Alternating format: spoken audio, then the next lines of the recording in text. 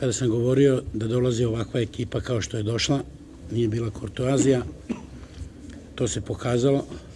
Međutim, na nama se više osetio trag ove treće utakmice za 7 dana, pogotovo što ne treba nikad tražiti alibi za kada odigraš nerešeno sa Vojvodinom u ovoj našoj fudbalskoj Srbiji, ali bez Stojanovića, bez Ljubinkovića i noćas razbolelog Petrovića sa rovitim Milenkovićem i kapitenom Jovanovićem, onda ne treba biti nezadovoljan.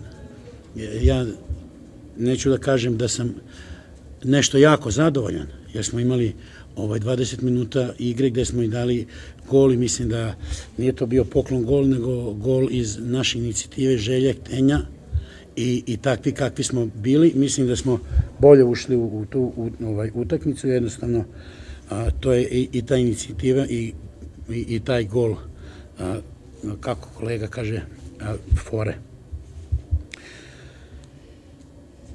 Kada Vojvodina gubi na strani svejedno ili kod kuće i kada ima drugi 45 minuta na raspolaganju, onda bez obzira ko je sa druge strane mora da doživi ovo što smo mi doživjeli. Jednostavno, oni imaju taj pritisak, oni imaju izuzetno školovane fudbalere koji bez nekog laskanja su dobro vođeni i u drugom poluvremenu, iako ja ne verujem u sreću, više verujem u to da su protivnički igrači slabije to izveli nego što je nas sreća poslužila.